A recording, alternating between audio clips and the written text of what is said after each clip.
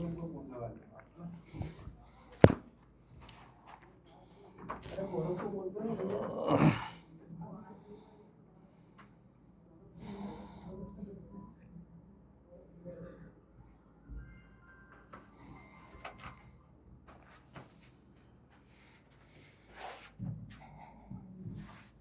गया अपना शुरू, चालू है, आवाज जा रही है।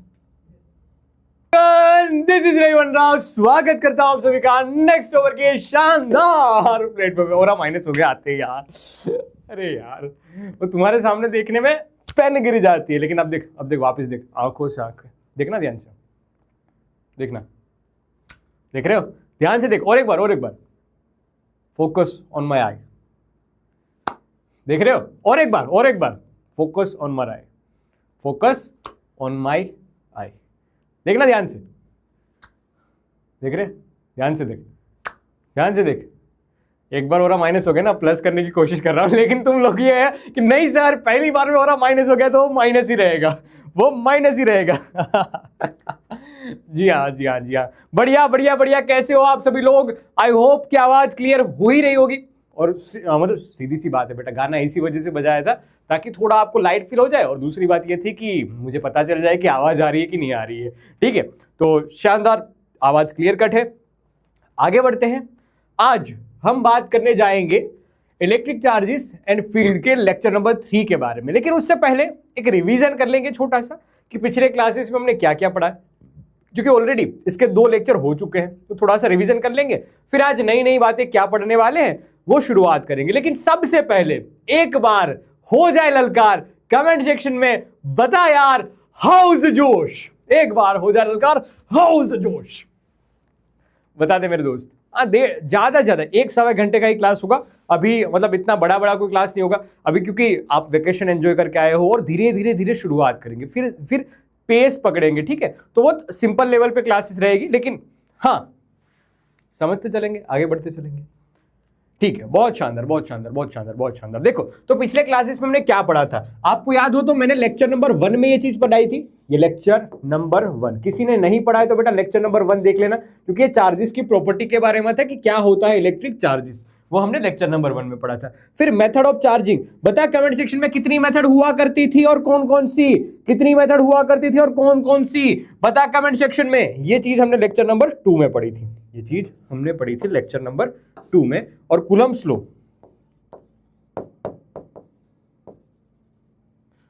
लॉ हमने उसके बेसिक लेवल पे बातें की थी पिछले सेशन में, उसकी बातें हमने की थी पिछले सेशन में। तो ये कहानी रही थी अब तक की, 3 थी, क्या charging by friction, okay sir, charging by conduction, okay sir, और charging by induction, FCI, charging by friction, charging by conduction, charging by induction. बहुत बढ़िया। इसमें भी बहुत सारी कहानियां थी, वो हमने समझी थी। गोल्ड लिफ इलेक्ट्रोस्कोप करके भी एक इंस्ट्रूमेंट पढ़ा था हमने पिछले सेशन में। तो ये सारी कहानी अब तक हो चुकी है। अगर कोई बच्चा अभी ही उसने ज्वाइन किया है तो बेटा प्रीवियस सेशन देख लेना, फिर आज के सेशन पे आना, तभी वो अच्छे से समझ में आएगा। ठीक है, और आज के क्लास में क्या होगा कि कूलम्ब लॉ जो पिछले क्लास में हमने पढ़ा था ना कि F = K Q1 Q2 divide by R², like charges तो रिपेल करेंगे, अनलाइक चार्जेस तो अट्रैक्ट करेंगे, उसका फर्स्ट पार्ट हमने पढ़ा था। आज इसी का सेकंड पार्ट हम पढ़ने जाएंगे कूलम्ब्स लॉ का। मतलब बहुत सारे क्वेश्चंस होंगे उसमें, अच्छे थोड़े हटके, थोड़े डिफरेंट टाइप के, बहुत सारे डिफरेंट लेवल के क्वेश्चंस की आज हम शुरुआत करने जाएंगे। तो आगे बढ़ते हैं, उससे पहले एक छोटा कंसेप्ट और पढ़ा देता हूं, इफेक्ट ऑफ मीडियम। क्या होता है ये इफेक्ट ऑफ मीडियम? जैसे कि अभी हमने सीखा था कि अगर चार्ज पार्टिकल एयर या वैक्यूम में है, एयर में है या फिर वैक्यूम में है, वैक्यूम या फ्री स्पेस कहूं, दोनों बात एक ही है, वैक्यूम बोलूं या फ्री स्पेस बोलूं, दोनों बात एक ही है, तब force can be write as a, मेरी बात सुनना, force can be write as a 1/4 pi epsilon naught Q1 Q2 divide by R²। ये होता है राइट, ये होता है। ठीक है, ये एरिया फ्री स्पेस की बात है। अगर इसको मीडियम में डुबो दिया जाए, अगर ये पूरे सिस्टम को मीडियम में डुबो दिया जाए, ध्यान से देखना मेरे लाल बाल गोपाल, क्या अगर ये पूरे सिस्टम को मीडियम में डुबो दो। क्या कर रहे हैं बेटा, चुल्लू पर पानी लेके जैसे डूब जाता है वो इंसान, वैसे ही हम ये चार्ज पार्टिकल को डुबो रहे हैं। क्या कर रहे हैं, डुबो रहे हैं। ठीक है, देखना अभी कुछ पढ़ना मत, अभी जो मैं समझाऊं वो बोलना, वो समझने की कोशिश करना। बाद में हम सारे स्टेटमेंट जो भी बातें होगी सब कुछ पढ़ेंगे, लेकिन अभी तो मैं जो बता रहा हूं उन पे ध्यान दे मेरे बच्चे। आजा ध्यान से देख। अब एक मीडियम ले लिया, यहां पर अभी फ्री स्पेस था, कोई भी मीडियम नहीं था, ये फ्री स्पेस, ये फ्री स्पेस। ठीक है, ये अब मीडियम की बात हो रही है, ये भी मीडियम की बात हो रही है। मीडियम का डाइलेक्ट्रिक कांस्टेंट K है।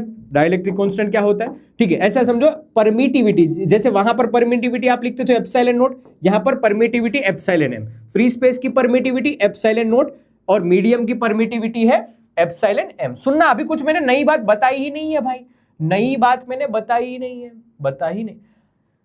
इफरा बेटा मैंने कुछ नया समझाया ही नहीं है, तो तुम्हें क्या समझ में नहीं आया? अभी तो समझाना मैंने शुरू किया है। हाँ, अभी शुरू किया है, समझाना शुरू किया है। अभी से तुम ऐसा कर रहे हो तो क्या समझ में आएगा? समझाने तो दो बेटा। चेट ना दिखे तो कोई टेंशन मत लेना, तुम्हें मैं दिखाई देना चाहिए, तुम्हें ये बोर्ड, स्क्रीन बोर्ड दिखाई देना चाहिए। ठीक है, मीडियम सेम डिस्टेंस पे, डिस्टेंस अभी भी r है।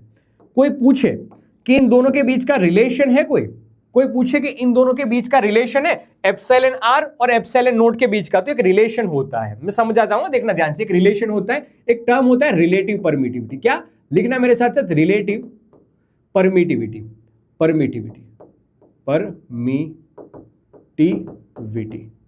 रिलेटिव परमिटिविटी को रिप्रेजेंट करते हैं एप्सिलॉन r से। ये एप्सिलॉन r होता है मीडियम की permittivity divide by free space की परमिटिविटी। इसको हम बोलते हैं रिलेटिव परमिटिविटी। याद रखना क्या बोलते हैं, रिलेटिव परमिटिविटी। एक ऐसा भी फॉर्मूला फेमस है कि एप्सिलॉन नोट को ऊपर लेके आ जाओ तो epsilon m can be write as epsilon naught into epsilon m, ऐसा भी लिख सकते हैं। ठीक है, याद रखना ये बात।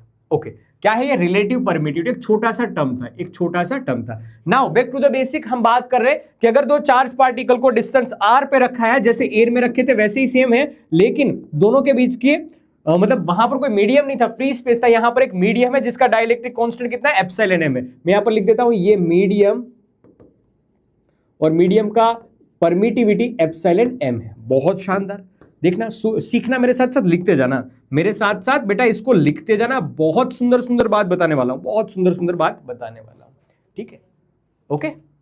परमिटिविटी, जैसे कोई मीडियम है तो उसकी डेंसिटी होती है, जैसे कि 1000 किलोग्राम पर मीटर क्यूब, ये पानी को रिप्रेजेंट करता है, ये पानी को रिप्रेजेंट करता है। वैसे ही परमिटिविटी उस मीडियम को रिप्रेजेंट करता है। जैसे कि अगर रिलेटिव परमिटिविटी किसी की 1 लिखी गई है तो इसका मतलब ध्यान से देखना, इसका मतलब कि वो फ्री स्पेस, वैक्यूम वाली बात है, फ्री स्पेस की बात है। अगर 1.000 समथिंग या फिर 1 ही है तो उसको एयर का मीडियम बोलते हैं, हम कहते हैं एयर मीडियम। ओके, अगर रिलेटिव परमिटिविटी 80 है तो बोलेंगे सर ये पानी का मीडियम है। अगर रिलेटिव परमिटिविटी 6 है तो इसको बोलेंगे माइका है। माइका एक मीडियम होता है, उसी की बात है। अगर 5 से 10 के बीच में तो कोई ग्लास हो सकता है। अगर 2 है तो टेफ्लॉन बोल सकते हैं। अगर 4.5 है बेटा तो पीवीसी हो सकता है, और इनफाइनाइट है तो मेटल बोल सकते हैं। याद नहीं रखना है, अगर रखना ही है तो एक मेटल को याद रखना, बाकी किसी को याद रखने की जरूरत नहीं है, बाकी किसी को याद रखने की जरूरत नहीं है। वोटर के लिए भी 80 याद रह जाएगा, ना रखो तब भी कोई दिक्कत नहीं है। ये मैंने बताया है, ये फॉर्मूला आपको याद रखना है, ये मास्टर जी ने बताया है, ये डिराइव नहीं करना है। रिलेटिव क्या होता है, रिलेटिव यानी रेशियो, रिलेटिव यानी रेशियो, तो इसी वजह से हमने रिलेटिव लिखा है। ठीक है, ठीक है, ठीक है, बढ़िया यहां तक की बात। ओके, अब सुनना, अब ध्यान से देख, हम लिखने जा रहे हैं मीडियम में कितना फोर्स लगेगा, मीडियम में, इस मीडियम में कितना फोर्स एक्ट करेगा इन दो चार्ज पार्टिकल के बीच में। पहले कितना था, ये पहले ये था। ओके सर, अब कितना होगा वो निकालने जा रहे हैं। तो F ऑन अ मीडियम, इन दोनों चार्ज पार्टिकल के ऊपर लगने वाला फोर्स कितना कितना होगा, Fm होगा, Fm। हो सकता है ये सेम इन नेचर के हो तो रिपल्सिव फोर्स लगेगा Fm। अब कितना, तो वो निकालने जा रहे हैं। Fm is equal to 1/4 pi epsilon naught की जगह पे हम इस मीडियम की परमिटिविटी लिखते हैं, जो कि है medium permittivity epsilon m। Okay, बाकी सारी की सारी चीजें same, Q1 Q2 divide by r square, Q1 Q2 divide by r square. सुनना, अब ये जानने की जरूरत नहीं है कि टेफ्लॉन क्या होता है, ग्लास क्या होता है, वो मटेरियल है, डिफरेंट डिफरेंट मटेरियल है। याद रहे तो बढ़िया, ना रहे तब भी बढ़िया, कोई दिक्कत नहीं है। ठीक है, अरे 2-5 मिनट का टॉपिक है, क्यों लोड ले रहे हो, एक छोटा सा कंसेप्ट है भाई, एक लाइन में भी बता सकता हूं, लेकिन मैं डीप में जाके समझाने की कोशिश कर रहा हूं। ठीक है, एक लाइन में भी बता सकता हूं, एक सिंगल लाइन में सारी चीज बता सकता हूं, लेकिन मैं डीप जाके आपको समझाने की कोशिश कर रहा हूं। तो पहले समझो तो सही, हाँ समझो तो सही, फिर पूछो। ओके ठीक है, ओके ध्यान से देखते जाना। एप्सिलॉन m का अभी हमने फॉर्मूला क्या लिखा था, एप्सिलॉन m का हमने फॉर्मूला लिखा था ऐसे, ध्यान से देखते जाना, ध्यान से मेरे भाई साहब, ध्यान से 1/4 पाई एप्सिलॉन m का फॉर्मूला लिखा था अभी हमने, epsilon naught into epsilon m। ये रहा वो formula, epsilon naught into epsilon m। Okay, बाकी सारी चीजें same to same, Q1 Q2 divide by r square. अब ध्यान से देखो मेरे दोस्त, तो ऐसा लिख सकता हूं मैं 1/4 pi epsilon naught, okay, Q1 Q2 divide by r square, Q1 Q2 divide by r square. Okay, और ये 1/एप्सिलॉन r as it is, epsilon,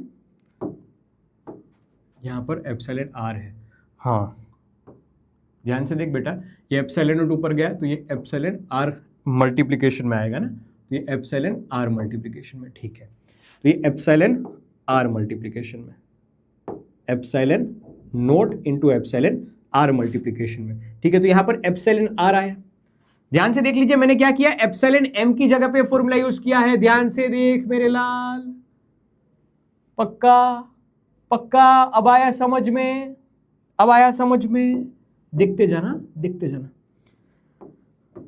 जाना। ये चीज तो इसके इक्वल है, जो एयर में लग रहा था वही फोर्स है, हाँ यार, तो मैं इनको रिप्लेस कर सकता हूं, जैसे कि Fm is equal to F in air divide by epsilon r, और इस एप्सिलॉन r को कई बार डाइलेक्ट्रिक कांस्टेंट k के फॉर्म में भी लिखते हैं, याद रखना बेटा, इस k को डाइलेक्ट्रिक कांस्टेंट कहते हैं,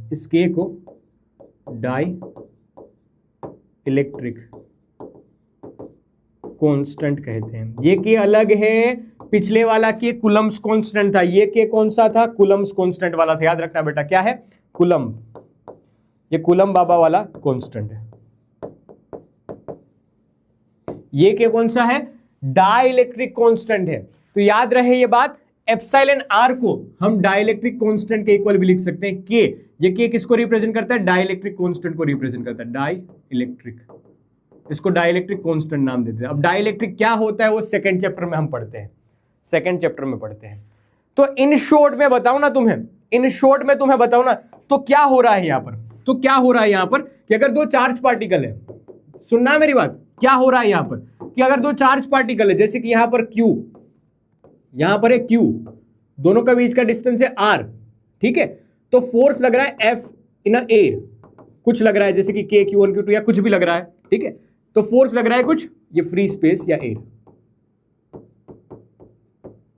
तो यहां पर फोर्स लग रहा है, वो अट्रैक्टिव फोर्स या रिपल्सिव फोर्स जो भी है वो F है, एयर के अंदर है तो F एयर लग रहा है, ठीक है। अगर इस पूरे सिस्टम को हम उठा के एक मीडियम में डुबो देते हैं, जिसका डाइलेक्ट्रिक कांस्टेंट कुछ दे रखा है, जैसे कि इसका डाइलेक्ट्रिक कांस्टेंट बता दिया हमें, डाइलेक्ट्रिक कांस्टेंट एप्सिलॉन r या k इज इक्वल टू 5, ठीक है, 5, तो force in a medium is F air divide by epsilon r, F air divide by k।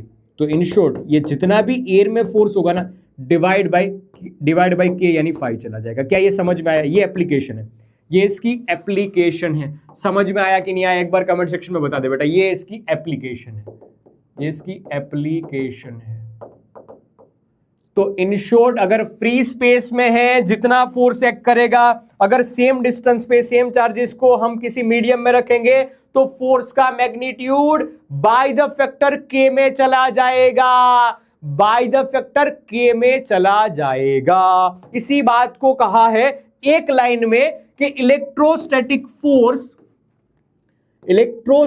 Force decrease in a medium by factor of dielectric constant, by factor of dielectric constant.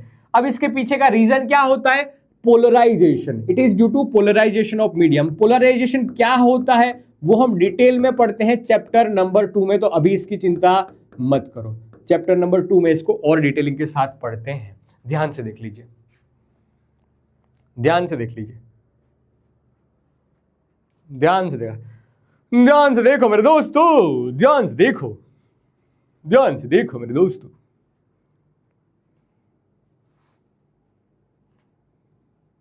एक question दे दूं मैं, एक question दे दूं मैं, एक question दे दूं मैं। ध्यान से देखो बेटा, charge particle Q1 Q2 distance है 10 सेंटीमीटर, ठीक है, डिस्टेंस है 10 centimetre. Then F air is equal to 100 newton. Okay sir, okay. अब हुआ क्या, इफ ये पूरी सिस्टम को उठा के हमने रख दिया एक मीडियम में, उठा के हमने रख दिया एक मीडियम में, जिस मीडियम का डाइलेक्ट्रिक कांस्टेंट है, जिस मीडियम का डाइलेक्ट्रिक कांस्टेंट है K या epsilon R is equal to 2 खत्म। इसके आगे पीछे कुछ यूनिट नहीं है। तो बताओ नेट फोर्स कितना होगा? तो F ऑन अ मीडियम कितना होगा? बता दीजिए, फटाक से बता दीजिए, फटाक से बता दीजिए। खत्म हुआ बेटा।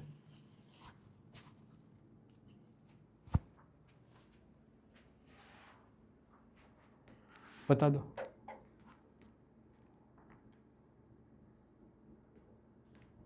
टेबल याद करने की जरूरत नहीं है, टेबल याद करने की जरूरत नहीं है बेटा। सिंपल यार, so simple, so simple, so simple.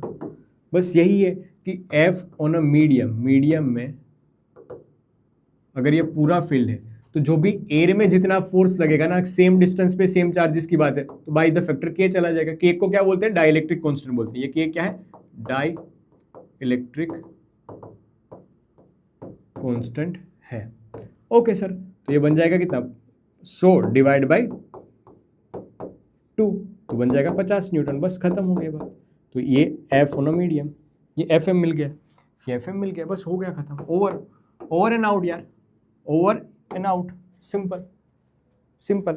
आया समझ में? बहुत बढ़िया, बहुत बढ़िया, शानदार शानदार शानदार शानदार शानदार शानदार शानदार। अब एक नया टॉपिक है, मतलब छोटे छोटे टॉपिक निपटाते हैं उसके बाद, क्योंकि कूलम्ब्स लॉ के सेकंड पार्ट में बहुत सारी बातें, तो बहुत सारी बातें पहले कर लेते हैं, उसके बाद हम और अच्छे अच्छे वाले क्वेश्चंस करेंगे, बहुत बढ़िया बढ़िया वाले क्वेश्चंस करेंगे। सुनते जाना।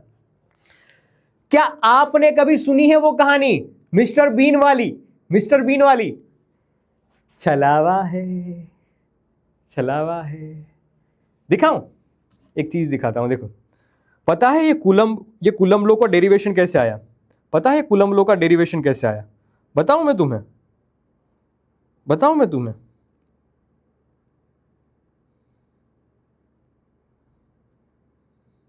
ये देखो, ये देखो,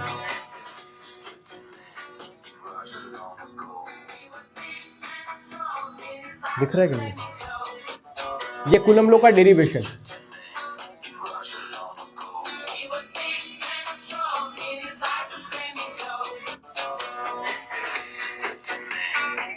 तुम्हें याद नहीं आ रहा है कि कूलम्ब बाबा ने कॉपी मारी है किसकी? न्यूटन बाबा की। कूलम्ब बाबा ने कॉपी लगाई है किसकी? न्यूटन बाबा की। भाई वहां पर हम पढ़ते थे ये gravitational force Fg is equal to Gm1m2 divide by r square. हाँ यार, ये चीज पढ़ते थे कि नहीं पढ़ते थे? हाँ 9th में पढ़ते थे कि नहीं पढ़ते थे, m1 m2 divide by R square, ये फॉर्मूला हुआ करता था। और कूलम्ब बाबा ने क्या किया, वही फॉर्मूले की कॉपी लगा दी चार्ज के लिए, F इज इक्वल टू जी की जगह पे किया गया, जहां पर वहां पर m1 m2 थे तो यहां पर q1 q2 कर दिया और डिनोमिनेटर में आर स्क्वायर कर दिया। भाई कॉपी है, कॉपी है, कॉपी कॉपी है। तू समझा नहीं अब तक, वही कॉपी वाली कहानी चल रही है, लेकिन कुछ कुछ समानताएं हैं और कुछ कुछ डिफरेंस है। हम कंपैरिजन करके बताते हैं। देखो सेम बात, जैसे चार्ज की प्रोपोर्शनलिटी है, वहां पर भी तो मास की प्रोपोर्शनलिटी थी। यहां पर F proportional to m1 m2 था, यहां पर sir charge F proportional to q1 q2 है, यहां पर F proportional to 1/r², same बात ही तो थी। यहां पर F प्रोपोर्शनल टू 1/r²।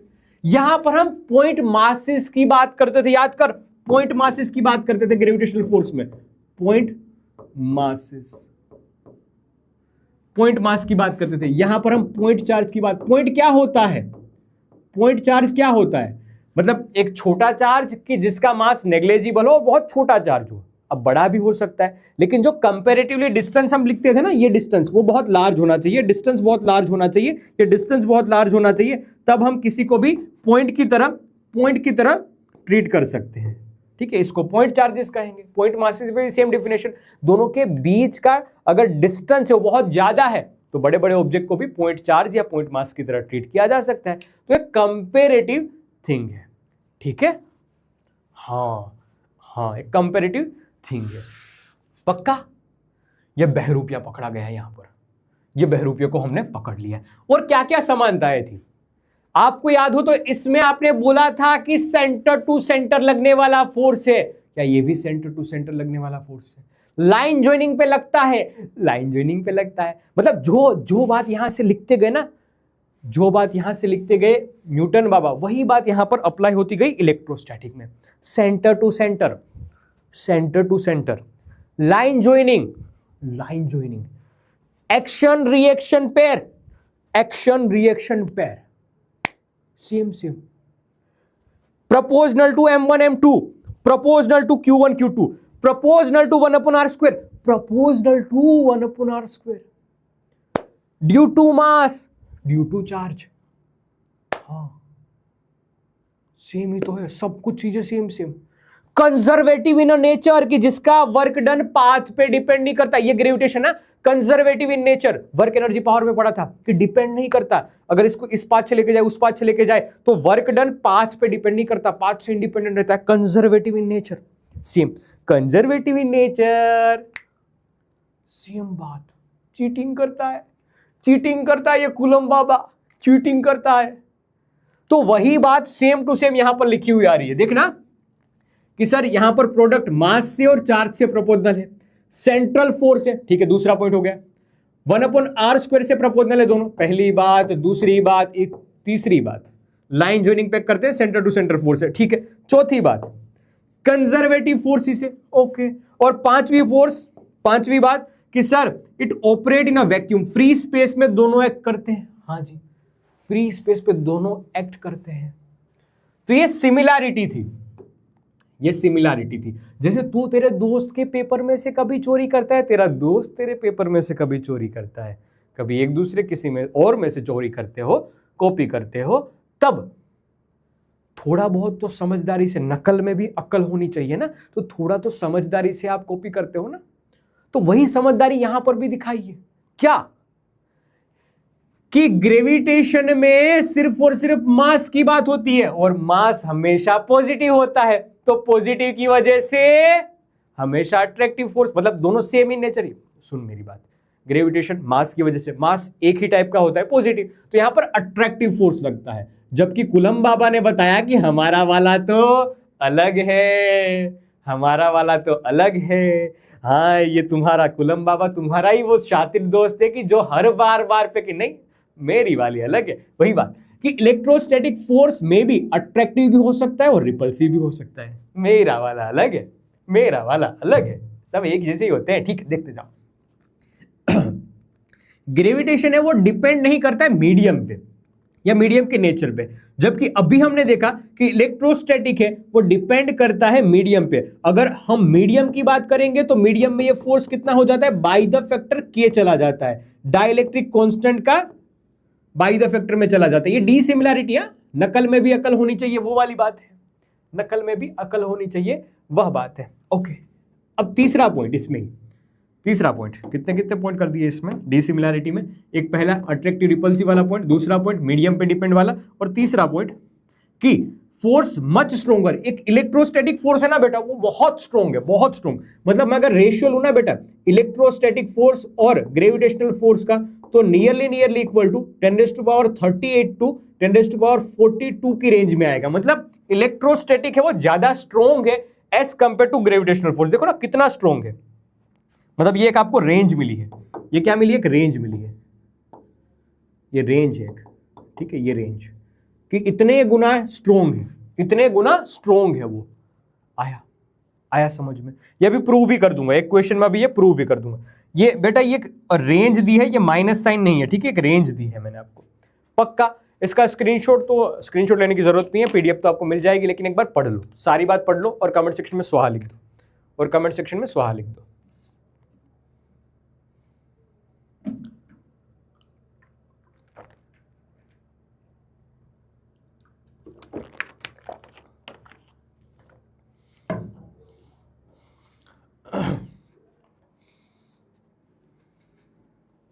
आगे बढ़े।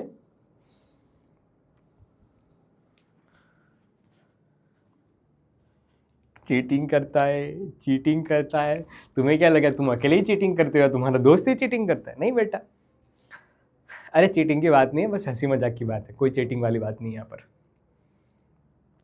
ओके अब देखो एक अच्छा क्वेश्चन आता है एनसीईआरटी का। पहले मैं पढ़ता हूं फिर क्वेश्चन करवाता हूं, देखना। Coulomb's law for a electrostatic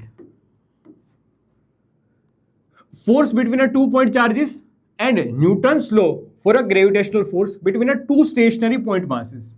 Both have a inverse square, मतलब ये सारी बात depends on a distance between the charges and mass respectively. तो आपको बताना है इसकी स्ट्रेंथ का कंपैरिजन करके कि अगर एक इलेक्ट्रॉन है और एक प्रोटॉन है, मतलब सीधी सिंपल सी बात है, सुनते जाना सुनते जाना। क्या है, एक प्रोटॉन है और एक इलेक्ट्रॉन है, ठीक है, एक प्रोटॉन है और एक इलेक्ट्रॉन है। सेम बात यहां पर, एक प्रोटॉन है और एक इलेक्ट्रॉन है, एक इलेक्ट्रॉन है, ठीक है। सीधी सिंपल सी स्वीट सी बात, सीधी सिंपल सी स्वीट सी बात।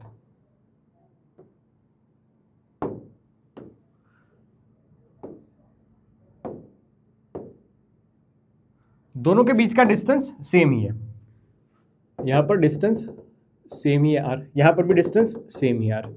बात कर रहे हैं हम पहले वाले केस में एफ इलेक्ट्रोस्टैटिक, एफ इलेक्ट्रोस्टैटिक, इसमें बात कर रहे हैं एफ ग्रेविटेशनल।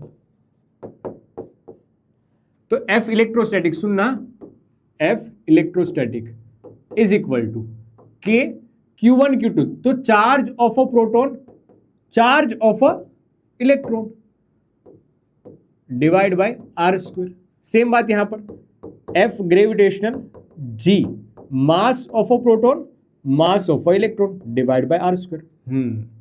ठीक है, याद करो दोस्त, तो ये फोर्स इक्वली होगा E और E, तो E square divide by R square. Attractive in nature है तो यहां पर ऐसा बोल दीजिए कि फोर्स की डायरेक्शन ऐसे होगी, फोर्स की डायरेक्शन ऐसे होगी। यहां पर भी अट्रैक्टिव इन नेचर होगा, ये ग्रेविटेशनल फोर्स है, ये ग्रेविटेशनल फोर्स है, और ये बेटा इलेक्ट्रोस्टैटिक वाला फोर्स है, ये इलेक्ट्रोस्टैटिक वाला फोर्स है।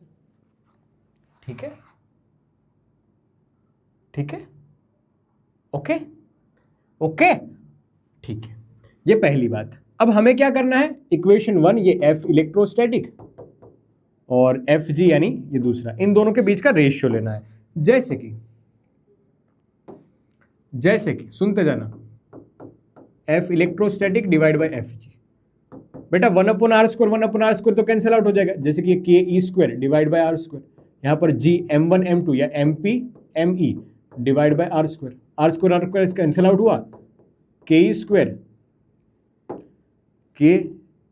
Square divide by G mp me।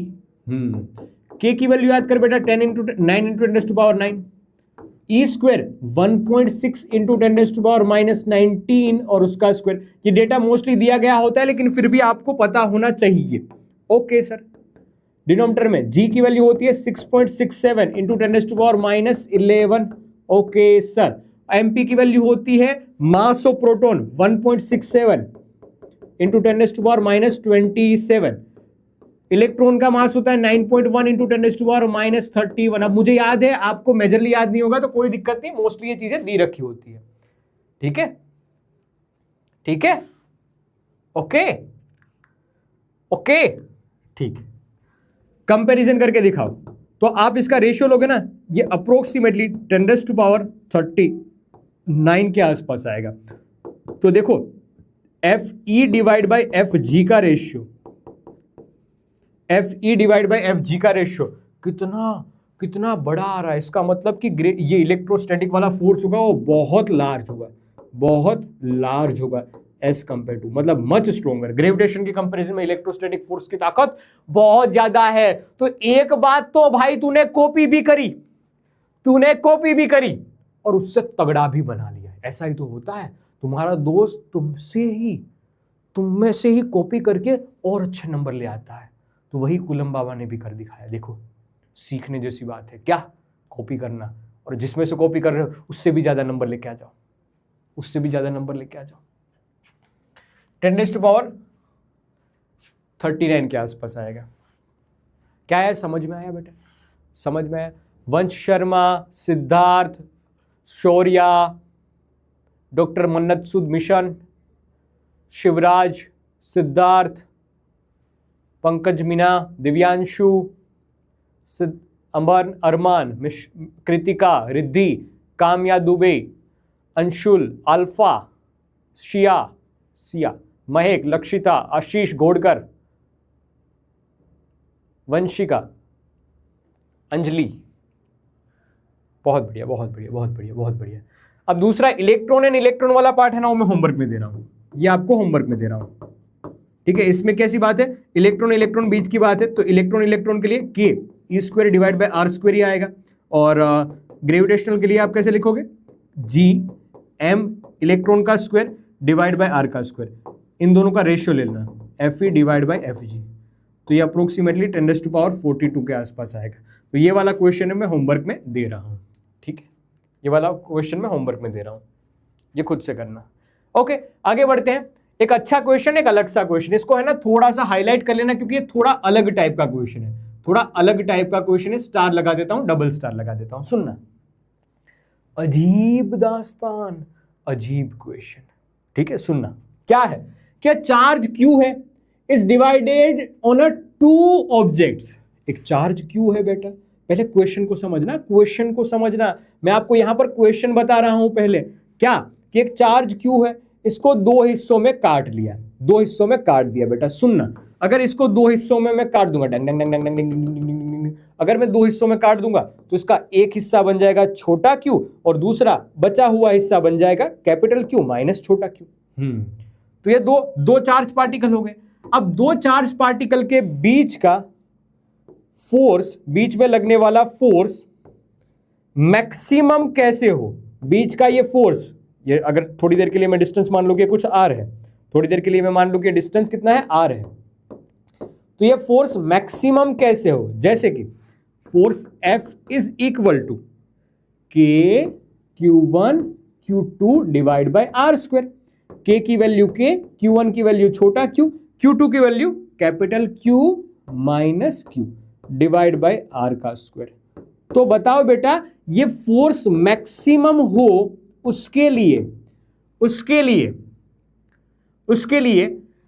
ये चार्ज Q की वैल्यू कितनी होनी चाहिए। What should be the value of a charges on the two objects so that the force between the objects can be maximum. क्या सुंदर, शानदार, वजनदार, प्यारा क्वेश्चन है। किसी को याद है, किसी को आता है? ऐसा ग्रेविटेशन चैप्टर में क्वेश्चन किया जाता है।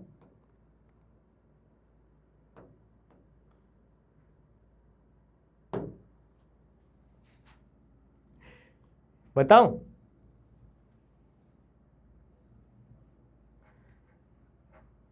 बहुत बढ़िया, बहुत बढ़िया। याद रखना बेटा, यहां बेसिक मैथ्स का यूज हो रहा है, अलग अलग पेन से लिख रहा हूं, देखना बेसिक मैथ्स का यूज हो रहा है, बेसिक मैथ्स,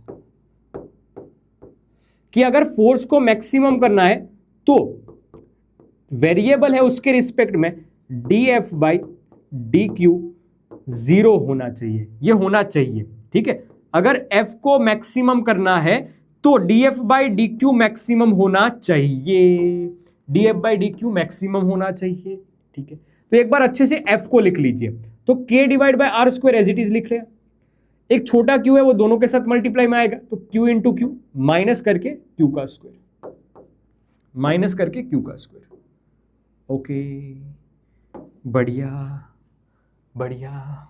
अब देखो ध्यान से, अब आपके पास है फोर्स की equation K divide by R square, capital Q छोटा Q माइनस Q का स्क्वायर। हमें क्या लेना है इसका हमें क्या करना है इसका डिफरेंशिएशन करना है, तो dF बाई डी क्यू करना है। ध्यान से सुन डिफरेंशिएशन वाली कहानी, मैं एक बार लिखता हूं, तुम बताना कि क्या मैं सही कर रहा हूं या गलत कर रहा हूं। देखना ध्यान से, मुझे बस यस और नो बताना, K divide by R square मैंने सही किया या गलत किया, मैंने सही किया या गलत किया, बताओ मैंने सही किया या गलत किया। मैं एक बार हिंट दे देता हूं, देखना यहां पर देख हिंट दे देता हूं, इसकी रही हिंट ये है कि ऐसे 5x minus x square,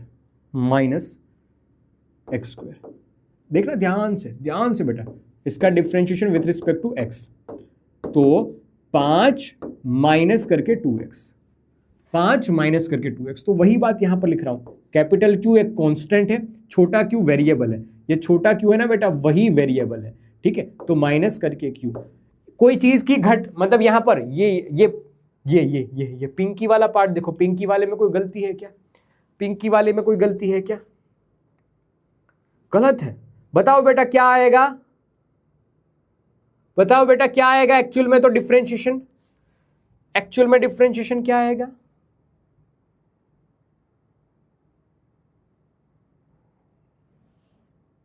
to missing है यहां पर, टू मिसिंग है यहां पर, देखना ध्यान से, इस चीज का डिफरेंशिएशन कर रहे हैं हम, कैपिटल Q छोटा q माइनस छोटे q का स्क्वायर, ठीक है। तो कैपिटल Q q छोटा q निकल गया, q का स्क्वायर, तो यहां पर 2q आएगा। Same 5x minus x square, तो 5 कांस्टेंट एज इट इज है, x का डिफरेंशिएशन 1 हो गया, x स्क्वायर तो 2x हो गया, q स्क्वायर तो 2q हो गया, कैपिटल Q इंटू q, तो capital Q constant as it is आएगा, छोटे q का डिफरेंशिएशन 1 हो जाएगा। बहुत बढ़िया बहुत बढ़िया बहुत बढ़िया। ये चीज क्या होनी चाहिए, जीरो के इक्वल होनी चाहिए, ये चीज जीरो के इक्वल होनी चाहिए, ऐसा बेसिक मैथ्स बोलता है। K divide by R square as it is रहा, बाकी सारी चीजें capital Q minus 2q, K divide by R square इस तरफ आया बेटा, जीरो हो गया, बचा क्या, 0 is equal to Q minus 2q, तो Q की वैल्यू आ गई बेटा Q बाई 2, और अगर Q की वैल्यू Q बाई 2 आई है, Q की वैल्यू Q बाई 2 आई है, ये Q की वैल्यू बेटा कितनी आई बेटा, Q की वैल्यू अगर Q बाई 2 आई है, तो यहां पर भी कैपिटल Q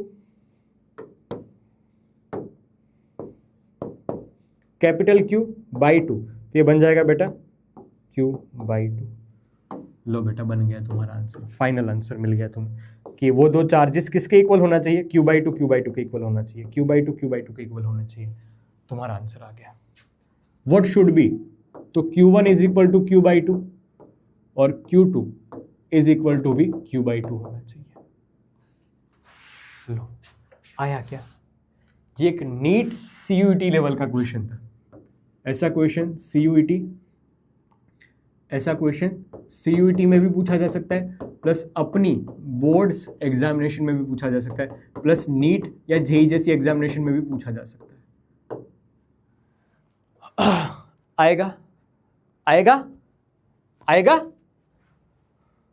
अब कोई बच्चे पूछ रहे हैं कि सर आपने इस बड़े वाले Q को काटा, हाँ जी काटा, तो एक बच्चा छोटा Q, दूसरा बच्चा कैपिटल Q माइनस Q, किस किस का ये डाउट है, किस किस का ये डाउट है कि दूसरा मैंने कैपिटल Q माइनस Q क्यों लिया, किस किस का ये डाउट है, किस किस का ये डाउट है, किस किस का डाउट है? देखो कोई बड़ी बात नहीं, हमने फोर्स लिखा, फोर्स की इक्वेशन, बेसिक मैथ्स की एप्लीकेशन की, मैंने बताया इसीलिए डिफरेंट क्वेश्चन है। मेरा धर्म है तुम्हें अच्छा और शानदार क्वेश्चन करवाने का। अब तुम कितना समझ पा रहे हो दोस्त? बहुत धीरे धीरे पढ़ा रहा हूं, बहुत धीरे धीरे। ये बेसिक मैथ्स है, ये चीज आपको याद रखनी है, ये याद रखनी है। बहुत बार वापस भी यूज करूंगा और याद कराऊंगा, याद रखनी है।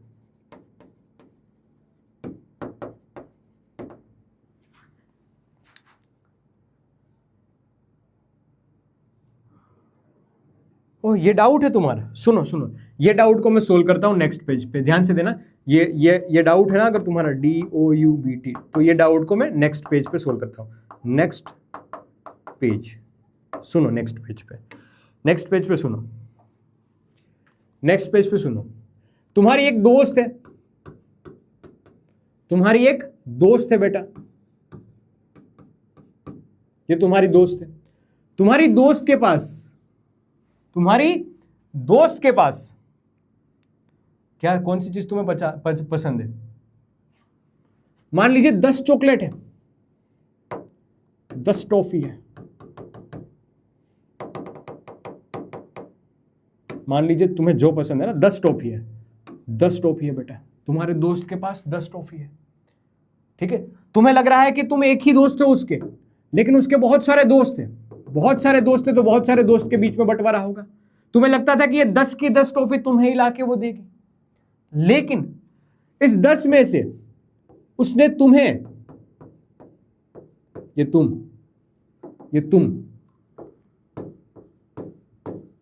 थोड़े गंदे से तुम्हें सिर्फ और सिर्फ दी है बेटा 2 टॉफी। चलो 2 नहीं, ईमानदारी से बेटा 3 दे देता है। तुम्हारी दोस्त तुम्हें 3 दे दी बेटा, 3 दे दी, तो बाकी कितनी बची होगी? ले बेटा, है बाकी कितनी बचेगी होगी? बाकी कितनी बची होगी तुम्हारी दोस्त के पास? तुम्हारी दोस्त के पास अब कितनी बची होगी? सीधी सी बात है बेटा, 10 - 3 7। कहां से पढ़ा था तुमने ये? हाँ, एक क्यू है, काट दिया बेटा, तो एक क्यू, दूसरा कितना बचा होगा? कैपिटल क्यू माइनस क्यू, खत्म।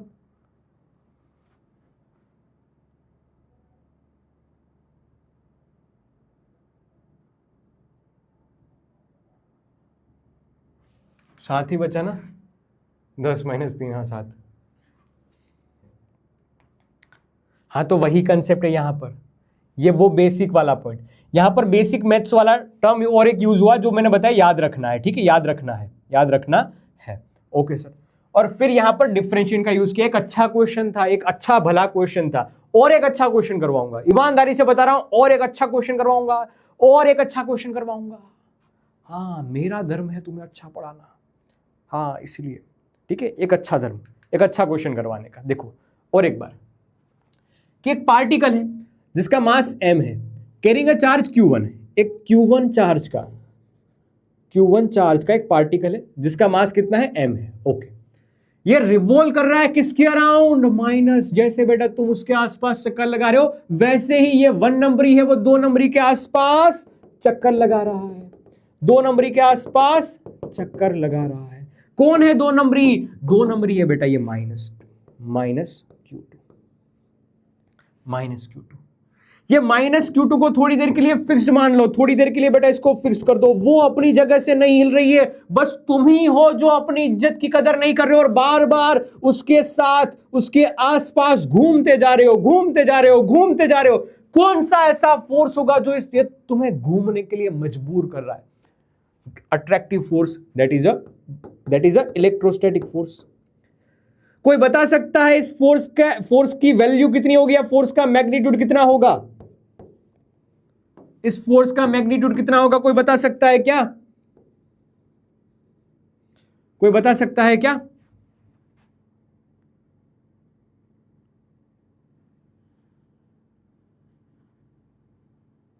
बेटा वापस समराइज करूंगा तब उस क्वेश्चन पे आऊंगा, अभी तो आगे ही बढ़ेंगे। सेंट्रीपिटल फोर्स, तो here electrostatic force is playing a role of a centripetal force. Here लिखना है अच्छे से, electrostatic force playing role of centripetal force. तो आप सीधी सीधी बात लिख सकते हो कि F E is equal to F centripetal, F E यानी कि K Q1 Q2 divide by R का स्क्वायर, आर यहां पर इसकी रेडियस है, और सेंट्रीपिटल के में लिखते हैं M V square divide by R. यहां पर हमें स्पीड फाइंड करनी है और टाइम पीरियड फाइंड करना है। तो स्पीड की इक्वेशन तो मिल गई बेटा, स्पीड की इक्वेशन तो यहीं से मिल गई, क्या v is equal to V square है ना, यहां से एक आर को मार दीजिए बेटा, तो k Q1 Q2 divide by m into R, m into R, ये अंडर रूट में। लो बेटा पहली इक्वेशन मिल गई, ये पहली इक्वेशन मिल गई। क्या चमका, चमका, चमका। क्लास 11th का टॉपिक है ये सेंट्रीपिटल, क्लास 11th का टॉपिक है सेंट्रीपिटल। सेंट्रीपिटल की value mv square divide by R लिखते हैं क्लास 11th। देखो दो अच्छे कंसेप्ट की जो मैंने आपको प्रीवियस कंसेप्ट से जोड़ के बताए हैं, प्रीवियस कंसेप्ट से जोड़ के बताए हैं। तो घबराना नहीं, नई नई चीजें सीखने के लिए तत्पर रहना। मैं सिखाने के लिए हमेशा तत्पर रहूंगा, लेकिन ऐसा ओह डिफिकल्ट हो रहा है, डिफिकल्ट लगेगा बेटा, कितनी बार लगेगा, एक बार करोगे खुद से तो हो जाएगी चीजें। माइनस साइन इसलिए मैंने नहीं लिखी क्योंकि वो अट्रैक्टिव नेचर ही शो कर रहा है, तो माइनस साइन बस रिप्रेजेंट करता है कि अट्रैक्टिव नेचर का है। अगर रिपल्सिव होता तो भगा देता दूर, अट्रैक्टिव है इसलिए तो खींच के रख रहा है। तो ये अट्रैक्टिव मतलब नेगेटिव साइन बस अट्रैक्टिव को रिप्रेजेंट कर रही थी, इसलिए मैंने नेगेटिव साइन ना लिख के सिर्फ वेलोसिटी निकाली है। अगर मैं नेगेटिव साइन लगाता तो बस वो डायरेक्शन को रिप्रेजेंट कर रहा था, ठीक है, इस वजह से चीज बेटा। ओके ठीक है, और अच्छे से बताओ टाइम पीरियड क्या होगा। तो टाइम पीरियड की इक्वेशन, टाइम पीरियड निकालते हैं। तो टाइम पीरियड की इक्वेशन होती है t is equal to 2 pi R divide by V, t is equal to 2 pi R divide by V, 2 pi R as it is लिखो, 2 pi R. V velocity की equation under root में k Q1 Q2 divide by M R divide by m into R. ध्यान से देखना, under root में M R है वो ऊपर चला जाएगा, तो ये 2 पाई अंडर रूट में एम आर, फिर यहां पर भी एक आर है, इस आर को मैं यहीं पे लिखता हूं अभी थोड़ी देर के लिए, डिवाइड में अंडर रूट में Q1 Q2। ये आर अगर अंडर रूट में अंदर चला जाएगा तो आर का स्क्वायर हो जाएगा और ये पावर टोटल 3 हो जाएगी, तो ये आर की पावर 3 हो जाएगा। ध्यान से एक बार देख लीजिए क्या इक्वेशन आपकी भी सही आ रही है, कैसी इक्वेशन आ रही है, कैसी इक्वेशन आ रही है। हो हाँ, ये 2 क्वेश्चन ऐसे थे कि जिसको आप बोल सकते हो चोको प्रॉब्लम। क्या नाम दे, चोको प्रॉब्लम नाम दे दे।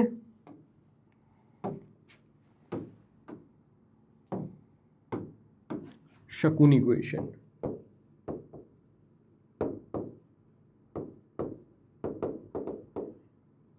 इसका नाम रख देते हैं हाथ से शकुनी इक्वेशन। ये और एक शकुनी इक्वेशन,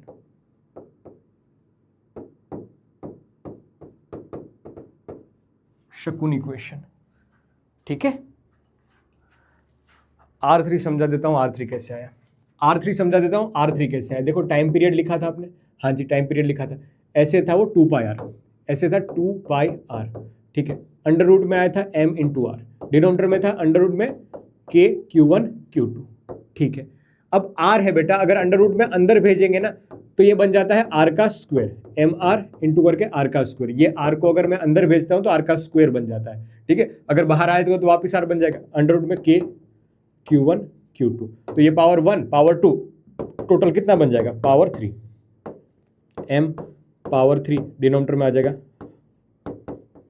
अंडर रूट में k Q1 Q2, ये टाइम पीरियड t।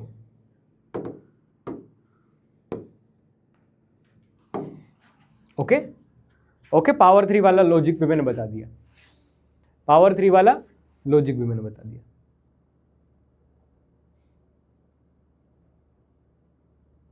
पावर 3 वाला लॉजिक बता दिया, ध्यान से देख लीजिए बेटा। बहुत प्यारा क्वेश्चन था, बहुत शानदार क्वेश्चन था। ऐसे क्वेश्चन सीयूईटी में, मतलब मैं सीयूईटी की प्रिपरेशन आप कर रहे हो नहीं कर रहे हो मुझे नहीं पता, लेकिन मैं सीयूईटी को अपने बोर्ड्स के नजरिए से भी देखता हूं, क्योंकि ऐसे क्वेश्चन बोर्ड्स में भी आते हैं और जो बच्चे प्रिपरेशन कर रहे हैं उनके लिए तो फायदा ही फायदा है,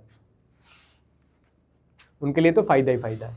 हो सकता है थोड़ी देर के लिए डिफिकल्ट लगे चीजें, लेकिन बिलीव मी बेटा धीरे धीरे, मतलब ये पहली बार डिफिकल्ट लगेगा क्योंकि एकदम नई चीजें हैं जो क्लास 11 से 12 से थोड़ा सा रिलेट कर रही है और बहुत अच्छी प्यारी प्यारी चीजें हैं। अगर आप खुद से इसको बाहर कर लोगे ना, क्वेश्चन जैसे ये क्लास खत्म होता है और खुद से 1 आध घंटे में इसको अच्छे से रिवाइज कर लोगे ना, सारी चीज समझ में आ जाएगी। देखो एक चीज मुझे याद आई तो मैं बता देता हूं, एक चीज मुझे याद आई तो बता देता हूं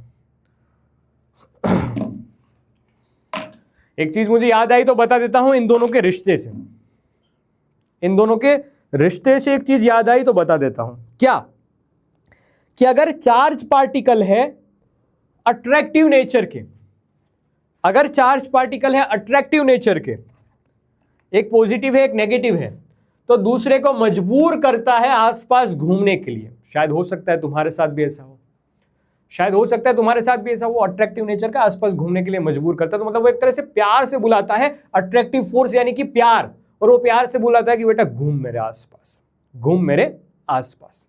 ठीक है, तो इसलिए सेंट्रीपिटल फोर्स को इलेक्ट्रोस्टैटिक फोर्स के इक्वल किया, कंपेयर किया, वेलोसिटी निकाली, 2πr/v। पूरा डिस्टेंस कितना है, डिस्टेंस, डिस्टेंस बेटा 2πr डिवाइड बाय स्पीड या वेलोसिटी, स्पीड लिखते हैं ज्यादा सही रखेगा, डिवाइड बाय स्पीड। तो स्पीड यानी कि अंडर रूट में k q1 q2 divide bye mr। Simplify किया, टाइम पीरियड की इक्वेशन निकाल दी। ठीक है, ओके बढ़िया।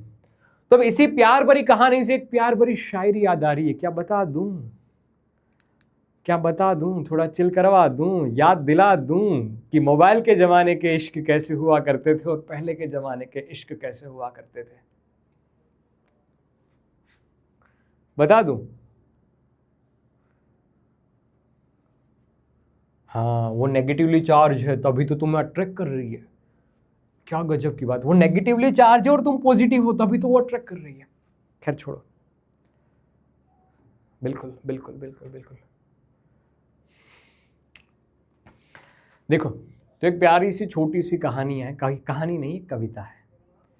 कविता उस बात की कि पहले प्यार कैसे हुआ करता था और अब प्यार कैसे हुआ करता है।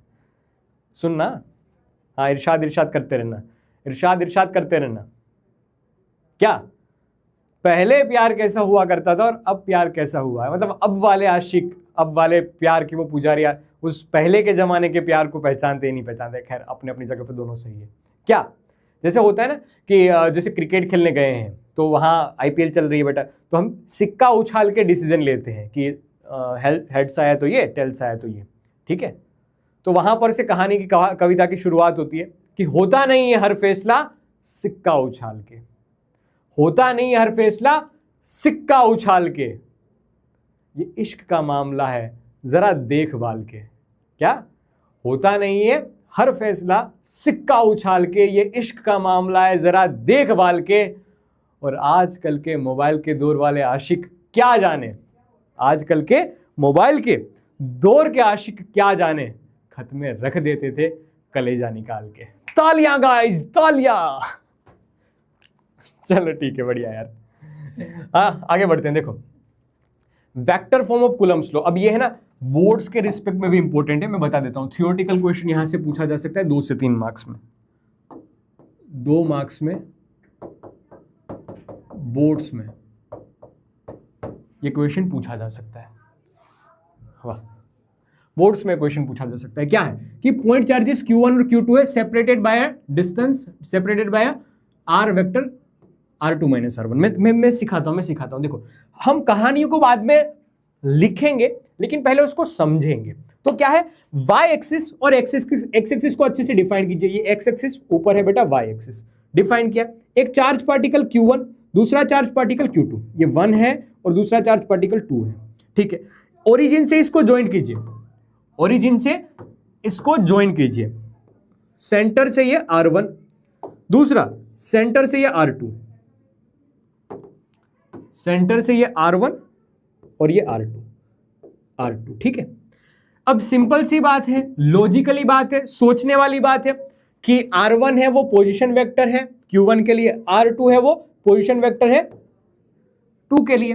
देखो 2 वाला फोर्स लगाएगा 1 के ऊपर ऐसे धक्का देने वाली डायरेक्शन में, तो ये F21, और 1 वाला ऐसे धक्का लगाएगा F12। ठीक है, बढ़िया यार। अब इस वेक्टर को हमने नाम दिया, जैसे कि इस डायरेक्शन के वेक्टर को या इन दोनों के बीच के डिफरेंस को हमने नाम दिया है R vector r2 minus R, R vector r2 minus r1। Okay बढ़िया।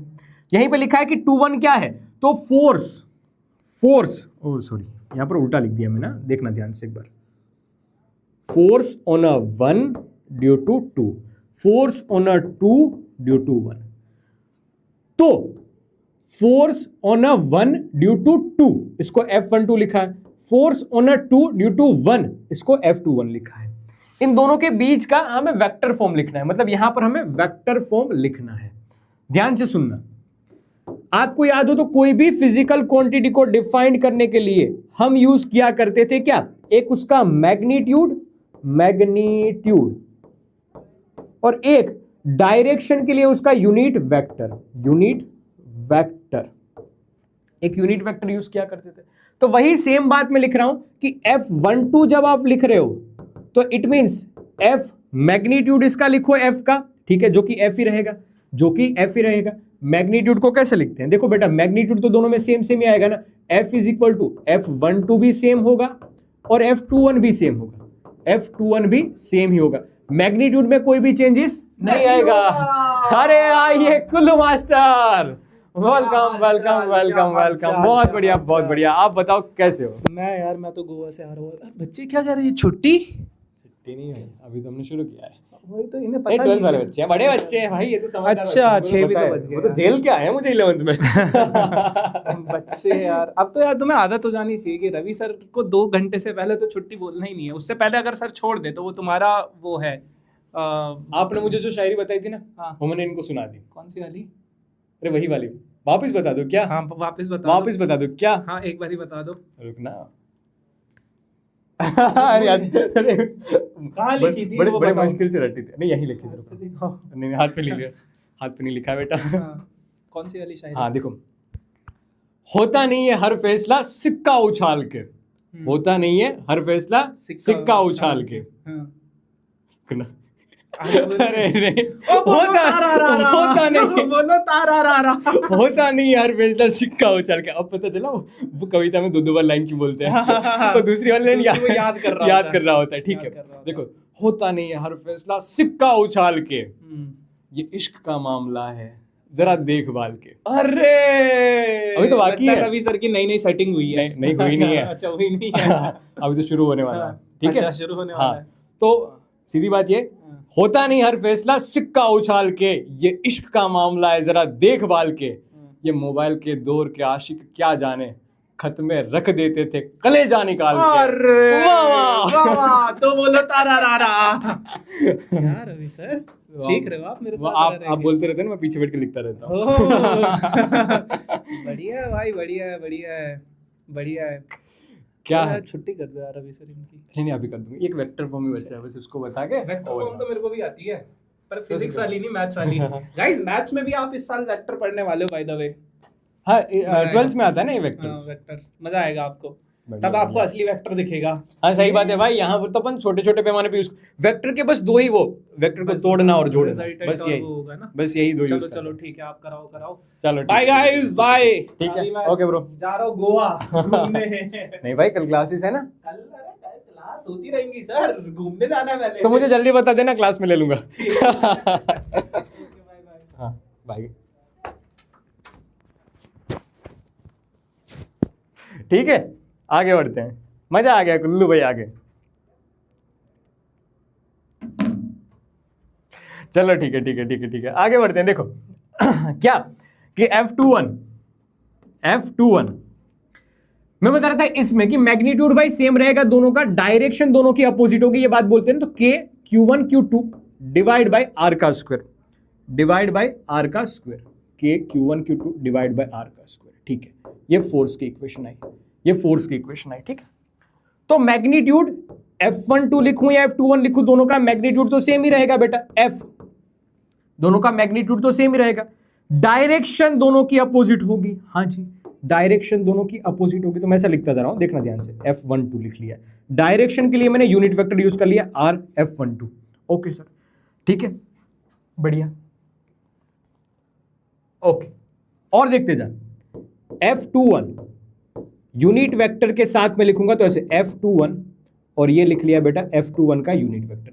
अब देखो दोनों फोर्स के मैग्नीट्यूड तो इक्वल है, तो क्यों ना मैं इसको सेम इन मैग्नीट्यूड के जगह F यूज कर लूं, क्यों ना मैं इसको F यूज कर लूं। हाँ, अब डायरेक्शन के लिए जैसे यहां पर F12 लिखा हुआ है ना यूनिट वेक्टर, में R12 का यूनिट वेक्टर लिख लेता हूं और F21 का यूनिट वेक्टर ऐसे, R21 का यूनिट वेक्टर ऐसे कर देता हूं। चलेगा क्या?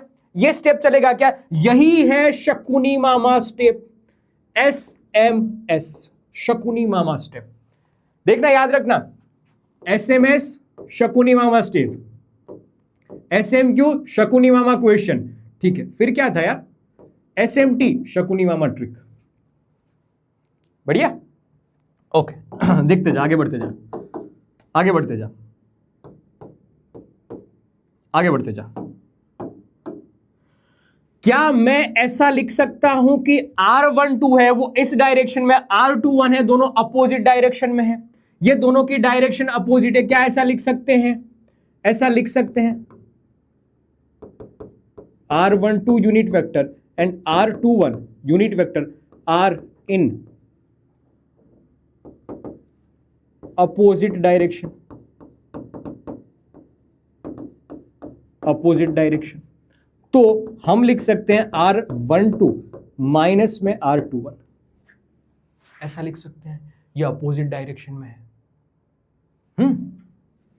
तो F ओके, R12 की जगह पे, R21 की जगह पे हमने लिख लिया माइनस साइन के साथ R21, ठीक है। ये उल्टा लिख लिया मैंने, ये उल्टा लिख लिया। अब ध्यान से देखो और माइनस साइन को बस बाहर निकाल लो, माइनस साइन को बाहर निकाल लो, तो ये पहले वाला ही तो हो गया, ये पहले वाला ही तो हो गया, ये पहले वाला ही तो हो गया। ये ध्यान से देखो, ये माइनस साइन के साथ F12। तो न्यूटन बाबा का थर्ड लॉ यहां से पता चलता है। PQ मतलब फिजिकल क्वांटिटी, कोई भी फिजिकल क्वांटिटी को रिप्रेजेंट करने का तरीका क्या होता है? मैग्नीट्यूड और ये यूनिट वेक्टर। तो F12 को रिप्रेजेंट किया पहले हमने, फिर F21 को रिप्रेजेंट किया, दोनों के बीच का रिलेशन हमने चेक किया, तो पता चल रहा है सर दोनों की डायरेक्शन ही अपोजिट है, मैग्नीट्यूड तो सेम ही है, सेम ही है। अचानक नहीं लिखा है, मैंने आपको बताया कि F21 की डायरेक्शन जो भी होगी ना, वही डायरेक्शन R12 की भी तो होगी, वही डायरेक्शन R12 की भी तो होगी। हाँ आया? और एक बार समझा देता हूं, और एक बार इसी चीज को समझा देता हूं, ध्यान से देखो बेटा। ये एक्स एक्सिस समझते जाना, ये एक्स एक्सिस, और एक मेथड समझा देता हूं, ये वाई एक्सिस, ये एक्स एक्सिस वाई एक्सिस। पहला वाला चार्ज यहां पर है, ठीक है, R1 वेक्टर, दूसरा वाला चार्ज यहां पर है R2 वेक्टर। ओके सर, समझ में आई ये बात? अब पहला वाला ऐसे धक्का लगाएगा, ठीक है, ध्यान से देखते जाना, तो ये R12 वेक्टर, ओके सर। अब दूसरा वाला ऐसे धक्का लगाएगा, ध्यान से देखना, दूसरा वाला ऐसे धक्का लगाएगा, टिश्यू, तो ये R21 वेक्टर, ठीक है। यही डायरेक्शन आगे जाके किसकी होगी? फोर्स F21 की डायरेक्शन होगी, और यही डायरेक्शन किसकी होगी आगे जाके? ग्रीन वाली डायरेक्शन ही आगे जाके किसकी होगी? ग्रीन वाली डायरेक्शन ही आगे जाके होगी बेटा F12 की। बस अब F12 एक बार अच्छे से लिख लीजिए, F12 वेक्टर, तो Q1 लिखना है, तो अगर फोर्स के साथ अगर डिटेल में लिखना है तो ऐसे F12 का यूनिट वेक्टर, ठीक है सर। और अच्छे से लिखना है तो ध्यान से सुनते जाना, F की वैल्यू बेटा होती है K Q1 Q2 divide by R का स्क्वायर, ओके। और F12 का यूनिट वेक्टर यानी F12 यूनिट वेक्टर। बढ़िया यार, ये लिखा हमने F12। ध्यान से देखते जा, ऐसी सेम बात लिख रहे हैं हम किसके लिए? F21 वेक्टर के लिए। तो can be right F into करके F21 यूनिट वेक्टर। हाँ, F की वैल्यू क्या है? K Q1 Q2 divide by R square. Unit vector लिखेंगे F21 की डायरेक्शन क्या है? जो 1-2 की डायरेक्शन है, जो 1-2 की डायरेक्शन। F21 की डायरेक्शन क्या है? जो 2-1 की डायरेक्शन है, सेम, ठीक है। तो डायरेक्शन दोनों की सेम। अब हमने अभी सीखा था बेटा, अभी सीखा था कि ये दोनों अपोजिट डायरेक्शन में है। देखो, देख के भी पता चल रहा है यूनिट वेक्टर, ये जो पिंकी वाले की डायरेक्शन और ग्रीन वाले की डायरेक्शन वो दोनों के अपोजिट है। तो अपोजिट डायरेक्शन में होने की वजह से माइनस साइन के साथ में लिख रहा हूं क्या? 1-2 यूनिट वेक्टर। माइनस साइन को बाहर निकाल लीजिए, बाकी सारी चीजें एज इट इज रहने दीजिए। K Q1 Q2 divide by R square, और ये R12 का यूनिट वेक्टर। ध्यान से देखो, माइनस साइन के अलावा जो भी चीज यहां पर लिखी गई है वो सेम टू सेम है, सेम टू सेम है। किससे? ग्रीन वाले से मैच करती हुई है, ग्रीन वाले से मैच करती हुई है। तो ये बेटा लिख लिया हमने F1 2। इसी को न्यूटन बाबा का थर्ड लॉ भी कहते हैं, इसी को न्यूटन बाबा का थर्ड लॉ भी कहते हैं। देख लो ध्यान से, ध्यान से देख लीजिए इसको, इसी को न्यूटन बाबा का थर्ड लॉ भी कहते हैं। आया क्या अब समझ में? अब समझ में आया क्या? अब समझ में आया क्या?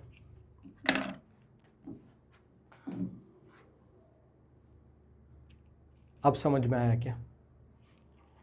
1 2 वाला क्या है? क्योंकि हमें वहां पर डिस्टेंस का यूज करना है, इसलिए मैंने आपको बार बार बताया क्या, डिस्टेंस वाली बात से समझाया यार, डिस्टेंस वाली बात से समझाया है।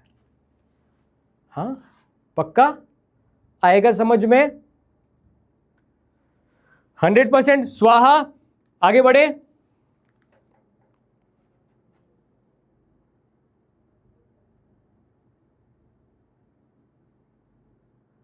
आगे बढ़े।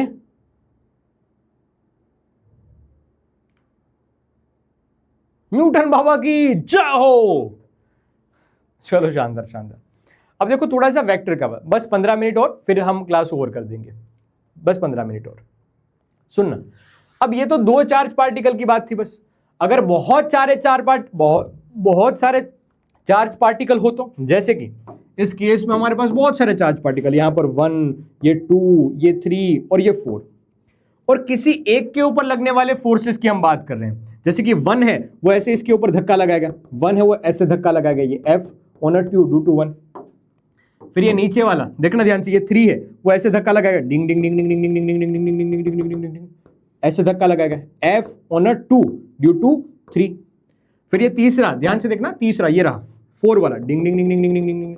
अगर अट्रैक्टिव, अगर नेगेटिव का है, नेगेटिव नेचर का या अपोजिट नेचर के, तो अट्रैक्ट करेगा। अगर सेम इन नेचर है तो ऐसे धक्का देगा, डिंग डिंग डिंग डिंग डिंग डिंग डिंग डिंग, ऐसे F on a 2 due to 4, due to 4। ठीक है, ये सारे के सारे वेक्टर साइन के साथ, ये सारे के सारे वेक्टर साइन के साथ। तो बताते हैं कि कोई भी चार्ज पार्टिकल के ऊपर लगने वाला net force on a any charge particle, यहां पर 2 की बात हो रही है तो मैं 2 लिखूंगा, it is equal to vector sum of,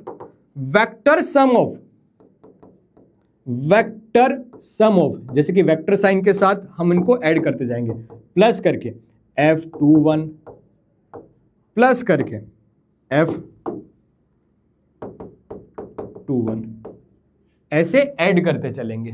ठीक है, ऐसे ऐड करते चलेंगे, ये प्लस डिंग डिंग डिंग डिंग डिंग डिंग, ऐसे ऐड करते चलेंगे।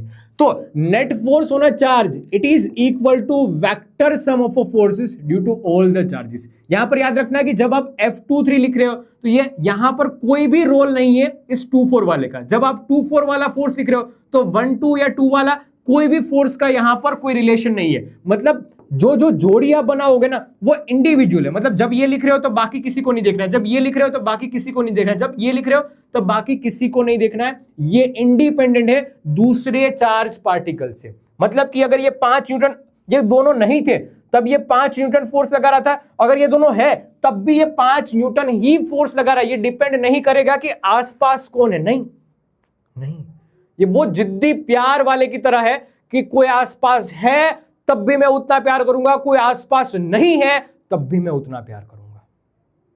ठीक है, समझ में आया? समझ में आया? अरे जरूरी नहीं है 2 पर ही क्यों लगा, ये नेट फोर्स 3 पे भी लिख सकता है, 4 पे भी लग सकता है, 1 पे भी लगेगा, लेकिन हमने बस एक रेफरेंस लिया कि 2 के ऊपर लगा के देखो और 2 के ऊपर नेट फोर्स निकालो। तब कैसे निकालेंगे तो वो सीखा है। इसी को बोलते हैं superposition principle, superposition principle. ठीक है, वेक्टर सम करना है, वेक्टर, तो यहां पर क्लास 11 का वेक्टर वापस आएगा, क्लास 11 का वेक्टर टॉपिक यूज होगा। इसलिए मैंने बताया था जब भी पुलर वीडियो आपने कोई मेरा देखा हो तो उसमें बताता हूं कि वेक्टर्स मजबूत कर लेना, क्योंकि क्लास 11 का वेक्टर्स टॉपिक यहां पर डीप लेवल पे पूछा जाता है, पढ़ाया जाता है। तो मैं याद करवा देता हूं वापस क्लास 11 के वेक्टर्स वाली बात। ध्यान से देखना, ध्यान से देखना। एक है फोर्स F या F1, दूसरा है फोर्स F2, और मान लीजिए दोनों के बीच का एंगल है थीटा, दोनों के बीच का एंगल है थीटा। अगर कोई नेट फोर्स निकालने के लिए पूछे तो दोनों के बीच में से कहीं ऐसे नेट फोर्स निकलेगा, सुन ला, दोनों के बीच में से कहीं ऐसे नेट फोर्स निकलेगा, ये F नेट, कौन से एंगल पे, मान लीजिए अल्फा एंगल पे। तो ऐसे लिखते हैं, net force can be write as a under root, किस किस को याद है कमेंट सेक्शन में लिखते जाना, F1 square plus F2 square plus 2F1 F2 cos theta. और कोई अगर इंटरेस्टेड है ये अल्फा निकालने के लिए तो 10 अल्फा इज इक्वल टू, देखना सामने से, F2 का कोस कंपोनेंट, F2 उसका साइन कंपोनेंट, F2 का साइन कंपोनेंट, ये जो वर्टिकल वाला होगा ना उसका sign component, F2 sign component, F2 sine theta, denominator में F1 plus F2 cos theta. जो हॉरिजॉन्टल है वो एज इट इज आएगा डिनोमिनेटर में, जो वर्टिकल होगा ना ये इस प्लेन में, उसके हम कंपोनेंट ले लेंगे। ठीक है, ये क्लास 11th के टॉपिक है, ये क्लास 11th के टॉपिक है। इसके अलावा भी वेक्टर रिजोल्यूशन वाली बात आती है, जैसे कि मान लीजिए कि ये एक्स एक्सिस है और ये वाई एक्सिस है, ये वाई एक्सिस है। ठीक है, सुनते जाना बेटा, एक वेक्टर है, मान लीजिए इसको हमने एफ नाम दिया है, ठीक है, ये एंगल दे रखा है थीटा। तो इसके दो कंपोनेंट होंगे, क्या, एक इसका एक्स की डायरेक्शन में कंपोनेंट जिसको बोलेंगे एफ एक्स, इसको एफ कोस थीटा लिखते हैं, थीटा के पास वाला तो एफ कोस थीटा, थीटा के पास वाला तो एफ कोस थीटा। ओके, और थीटा से दूर वाला दो कंपोनेंट हमेशा परपेंडिकुलर ही बनेंगे, याद रखना, दो कंपोनेंट हमेशा परपेंडिकुलर ही बनेंगे। थीटा के पास वाला तो कोस थीटा, थीटा से दूर वाला तो साइन थीटा, थीटा से दूर वाला तो साइन थीटा आ जाएगा। ये अगर वाई एक्सिस पे, इसलिए हमने इसको एफ फाई नाम दिया है, ठीक है, बढ़िया, ये चीज सबको याद है। मैं बस इस पर बेस्ड दो क्वेश्चन पूछने जा रहा हूं, उसके बाद हम वापस क्लास 12th में एंटर करेंगे। अगर वो दो क्वेश्चन में मुझे ऐसा लग गया है कि नहीं आपको हर वो चीज याद आ गई जो क्लास 11th में पढ़ी थी, तो मजा आ जाएगा, नोट कर लेना। देखो क्वेश्चन देता हूं, सुनना बात को सुनना। ये X axis Y axis, okay, resultant है 100 न्यूटन, ओके, और ये एंगल है 30 डिग्री। ओके सर, ये पहला क्वेश्चन। दूसरा, इसी में दूसरा, ये एक्स एक्सिस और ये वाई एक्सिस, ठीक है, ध्यान से देखना, ये एंगल दे रखा है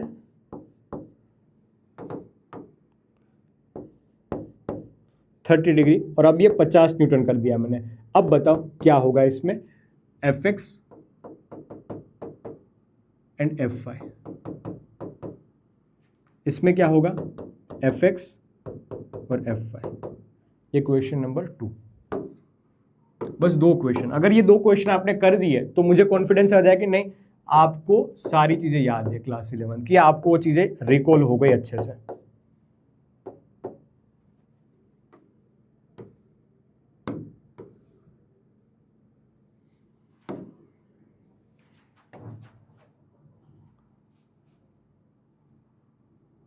पहले क्वेश्चन का आंसर देना, शुरुआत में पहले क्वेश्चन का आंसर दो।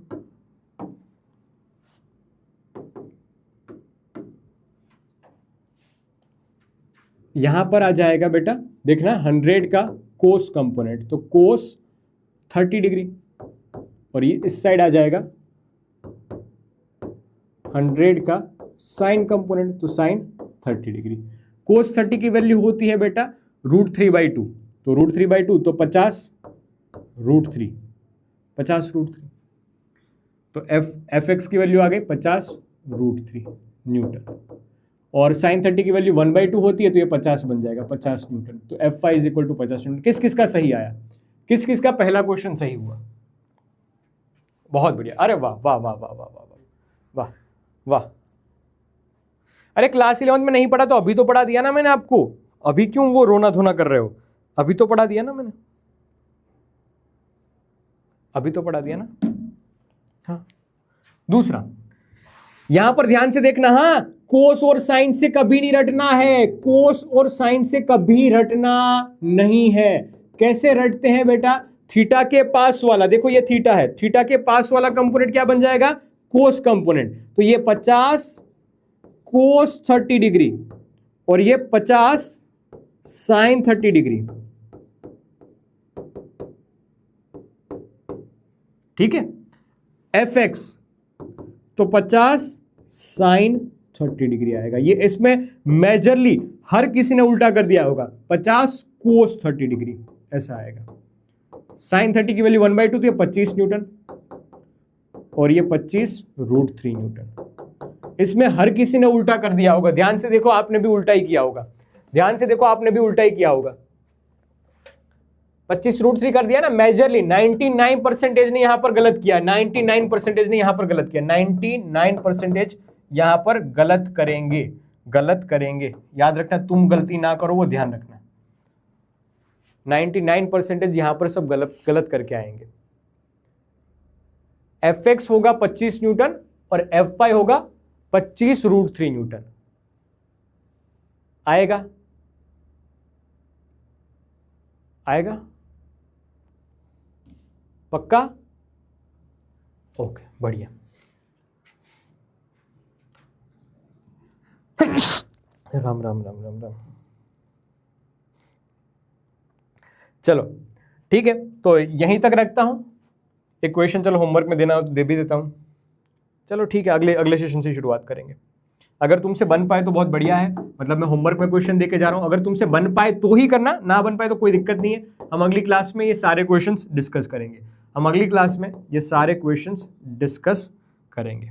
ठीक है, यहीं तक रखते हैं, यहीं तक रखते हैं।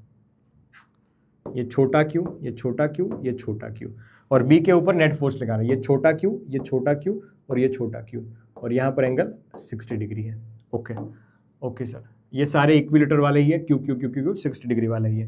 ठीक है, ये सारे के सारे केसेस। अगर तुमसे बन पाए तो बहुत बढ़िया है, नहीं बन पाए तो कोई लोड वाली बात नहीं है। अगले सेशन में जब भी मिलेंगे तब यहीं से शुरुआत करेंगे। बता देता हूं कि इस सेशन में हमने क्या पढ़ा था। तो कूलम्ब्स लॉ का सेकंड पार्ट, इसमें भी हमने बहुत सारी बातें पढ़ी है, जैसे कि इसका वेक्टर फॉर्म पढ़ लिया। ठीक है, विथ ग्रेविटेशन, मतलब हमने क्या किया पता है? लिखता नहीं हूं, सीधा बात पे आता हूं कि हमने इस पे क्या किया था, इफेक्ट ऑफ मीडियम वाली बात समझ ली कि अगर कोई मीडियम में लिखेंगे तो बाय द फैक्टर के में कहानी चली जाएगी, बाय द फैक्टर के में कहानी चली जाएगी, जिस के को हम बोलते हैं डाइलेक्ट्रिक कांस्टेंट या रिलेटिव परमिटिविटी। फिर हमने पढ़ा था, हाँ ये एक एक्स्ट्रा वाली बात है, अगर याद रहे तो बहुत बढ़िया है। एक एक्स्ट्रा वाली बात है क्या, कि अगर पूरा फील्ड ना हो, अगर पूरा फील्ड ना हो, याद रखना बेटा, अगर पूरा फील्ड ना हो तब की ये बात है, ये आधा ही फील्ड हो, जैसे कि ये डिस्टेंस कुछ t डिस्टेंस तक ही फील्ड हो, ये डिस्टेंस t दे रखा हो, वहां तक ही पूरा का पूरा फील्ड हो, पूरा डिस्टेंस फील्ड नहीं हो,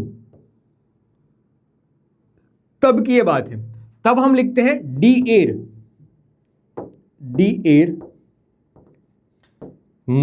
प्लस करके जो विड्थ है वो और अंडर रूट में रिलेटिव परमिटिविटी। डी एयर को लिखने का तरीका डी माइनस टी। एयर में कितना है, ये पूरा का पूरा डी है, डी में से टी निकाल दो तो डी माइनस टी एयर में डिस्टेंस हो जाएगा, प्लस करके जो इसकी विड्थ है वो अंडर रूट में एप्सिलॉन आर, अंडर रूट में एप्सिलॉन आर लिखेंगे। ओके सर, बाकी सेम टू सेम, बाकी सेम, इसको बोलते हैं D effective, D effective, D effective. ये एक्स्ट्रा वाली बात है, यहां से क्वेश्चन आता नहीं है, जिसको याद रखना है वो रख सकता है, जिसको नहीं रखना तो कोई दिक्कत नहीं है, यहां से कोई क्वेश्चन नहीं आएगा अनटिल एंड अनलेस तुम बहुत हायर लेवल पे प्रिपरेशन ना कर रहे हो तब तक। ठीक है, तो ये फॉर्मूला बन जाएगा 1/4 pi epsilon not. Okay sir, फिर लिखते हैं Q1 Q2, charges Q1 Q2 और ये डी इफेक्टिव का स्क्वायर, डी इफेक्टिव का स्क्वायर कर देते हैं, डी इफेक्टिव का स्क्वायर कर देते हैं। ठीक है, ये एक एक्स्ट्रा वाली बात है, हर किसी को याद रखना जरूरी नहीं है, हर किसी को याद रखना जरूरी नहीं है। याद रहे तो बहुत बढ़िया, ना रहे तो और भी बढ़िया, और भी बढ़िया। ठीक है, ओके। फिर हमने ग्रेविटेशन के साथ कंपैरिजन किया, सिमिलैरिटी डिसिमिलैरिटी की बात की हमने। इसमें एक क्वेश्चन किया था जिससे हमें कंपैरिजन पता चल गया कि किसके भी इतना, मतलब कौन ज्यादा ताकतवर है।